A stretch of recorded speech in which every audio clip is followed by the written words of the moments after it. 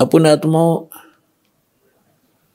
आप जी तो अभी बालक हो जाते मार्ग के, आपने तो अटपट सुन रखी है नकली संतों की, और अब आपको ज्ञान सुन पता चलेगा।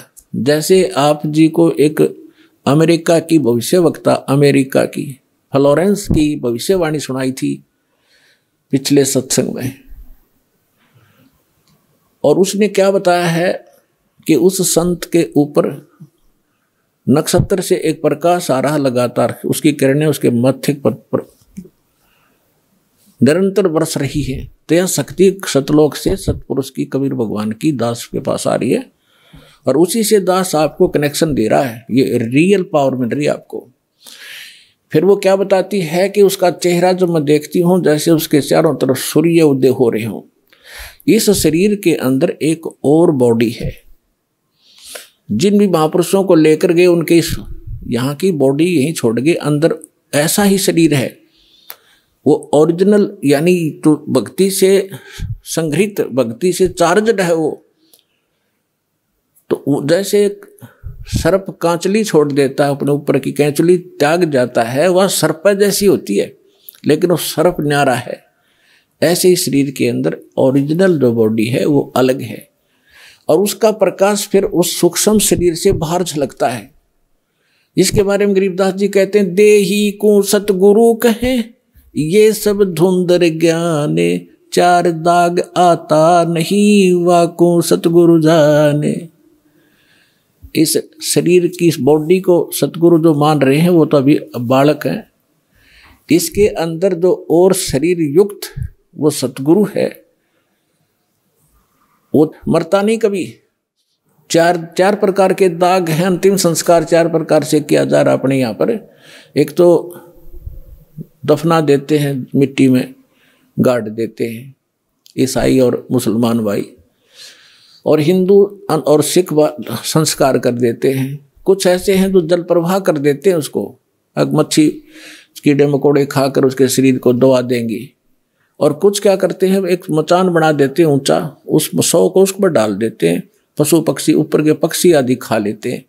तो 4 प्रकार से अंतिम संस्कार यानी दाग दिया जाता है। तो परमात्मा कहते हैं, गरीबदास साहिब जी कहते हैं, इस देही को सतगुरु कहें ये सब धुंधर ज्ञान, और 4 दाग आता नहीं वाको सतगुरु जान। तो यहाँ क्या बता रहे हैं कि परमात्मा जब ऊपर लेकर गए गरीबदास जी को, तो परमेश्वर के शरीर से वहाँ जब उसने देखा ऐसी चमक थी, और धर्मराज अपने सिंहासन पर विराजमान था, न्यायाधीश। परमात्मा वहाँ प्रवेश किया, एकदम वो कुर्सी छोड़ कर खड़ा हो गया, सिंहासन छोड़ कर, और ऐसे जैसे एक उच्च अधिकारी के सामने बहुत निम्न सत्र का अधिकारी करबद्ध होकर के सावधान हो जाता है, और वो डांट लगाता है। उच्च अधिकारी छोटे अधिकारी को अपना आदेश देता है अपनी लैंग्वेज में, और वो सब स्वीकार्य करता है, जो एक शिष्टाचार होता है। तो क्या कहते हैं, धर्मराज दरबार में देई कबीर तलाक, मेरे भूले चूके हंस को तू पकड़िए मत कजाक। है जिस धर्मराज के सामने ब्रह्मा विष्णु महेश की हिम्मत नहीं जाके को अपशब्द बोल दे, ये तो आप यहीं देख लो, अपने चीफ जस्टिस के सामने प्रधानमंत्री की हिम्मत नहीं, उसको जाके कुछ वहाँ प्रधानमंत्री के सामने भी सिंहासन नहीं छोड़ेगा चीफ जस्टिस। हाँ, राष्ट्रपति जब जाएगा उसने पद छोड़ना पड़ेगा राष्ट्रपति के लिए। हमारे राष्ट्रपति इतने सर्वमान्य होते। इसी प्रकार जब धर्मराज ने देखा कि राष्ट्रपति आगे यानी पूरी विश्व के मालिक एकदम कुर्सी छोड़कर खड़े हो गए, परमात्मा क्या कहने लगे, धर्मराज दरबार में देई कबीर तलाक, मेरे भूले चूके हंस को तू पकड़िए मत कजाक। कि मेरा हंस, और गलती से नाम भी त्याग दिया हो, गलती से ना ध्यान रहा हो, जानबूझ कर बकवाद करे, उसका तो माफी है नहीं। और किसी कारण से भी आपको ने नाम ले रखा है और आपका ना ध्यान रहा, फिर छोड़ छाड़ गए कुछ दिन, तो जब आपकी मृत्यु होगी तो परमात्मा कहते हैं आपको वहाँ ले जाया जाएगा धर्मराज के पास। तो क्या कहते हैं, आपने जो 2-4 साल भक्ति कर ली, 2-4 वर्ष संत दास के यथार्थ नाम की, तो इन सभी मंत्रों का जो जाप आप कर रहे हो शरीर के अंदर, ब्रह्मा जी, विष्णु जी, शिव जी, गणेश जी, दुर्गा जी का, इनकी बहुत सी भक्ति संग्रहित हो जाती है, क्योंकि ये बहुत गजब का मंत्र है। इसके आधार से फिर आपको कोई किसी को विष्णु जी के लोक में कुछ दिन जाना पड़ेगा, वहां अपनी पुण्य खत्म करोगे, फिर वहां से पुण्य खत्म होते ही आपको ब्रह्मा जी के लोक में भेज देंगे, वहां देवता बन करोगे, फिर विष्णु जी के लोक में, फिर शिव जी के लोक में, अपनी सारी पूंजी नाश करके और फिर नरक लोक में। अब परमात्मा कहते हैं, तो वहां जब धर्मदास जी को परमात्मा धर्मराज के दरबार में धमका रहे थे कि मेरे भूले चूके हंस को भी तो पकड़िए मत कजाक, खबरदार मेरे हंस को तूने, जिसने न्यू कह दिया कि मैं कबीर साहब का उपदेश ले रखा था, और आपको पता ही होगा वो कौन सा नाम जाप कर रहा है, उसकी भक्ति से पता लग जाएगा, तो उसको पकड़ना नहीं। फिर क्या कहता धर्मराज, क्या कहते हैं, बोले पुरुष कबीर से धर्मराय कर जोड़े, तुमरे हंस को पकड़ूं नहीं मन 2 ही लाख करोड़े। ने बोला जी आपके हंस न मैं नहीं पकड़ सकता, मैंने दोहाई है, लाख करोड़ दोहाई। फिर क्या बताता, अपनी व्यवस्था, अपनी मजबूरी बता रहा है कि यहाँ का विधान है, जैसा कर्म जिसने किया है वो भोगना पड़ेगा। अब मेरे वो कागजों में होगा, तो यहाँ तो परमात्मा इस लिखत का हिसाब चलता है, जैसने जैसा कर्म किया वो भोगना पड़ेगा।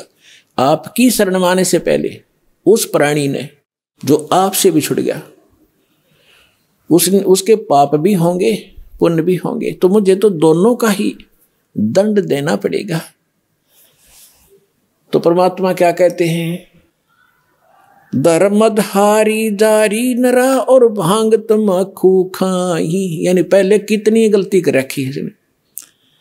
मद आहारी शराब पीने वाले, यानी और भी बहुत सी गलतियां जो कर दी हों, तमाकू भांग खाते हों, और पर्दा राग पर घर तकें, दूसरे की पत्नी में पूरी नीत रखते हैं, दूसरे के घर को तकते हैं, यानी चोरी दाव लगाते हैं, उनको पकड़ूं के नहीं। आपकी शरण माने से पहले जिन्होंने जो गलतियां ये कर रखी हैं दाता, उनको पकड़ूं के नहीं। मदहारी जारी नरा जो भांग तमाकू खाही, परदारा पर घर तकें जिनको लो अकनाही। धर्मराय विनती करे सुनियो पुरुष कबीरे, हे भगवान कबीर सुनियो, जिनको तो पकड़ने पड़ेंगे और जड़नी पड़े जंजीरे। अब परमात्मा क्या कहते हैं, कर्मों से तीरथ हैं अब हैं जो शरण कबीरे, जिनको निश्चय मारे हूं और काटो बल तकसीर। यानी परमात्मा क्या कहते हैं, पहले किए सो बकस हूं आगे करे ना कोई, गरीबदास कबीर कहे धर्मराय सो नाम रटे मम सोई। ये कर्म ब्रह्म ब्रह्मंड के मैं पल में करहूं नेश, जिन हमरी दो ही दई सो करो हमारे पेश। अपने आत्माओं अध्यात्म ज्ञान का तभी छींट भी नहीं थी अपने पास। इस जैसे आप देखते हो प्रत्येक देश में, प्रत्येक देश का एक राजदूत भवन होता है, ऐसे ही परमात्मा ने प्रत्येक ब्रह्मांड में अपना एक राजदूत भवन बना रखा है।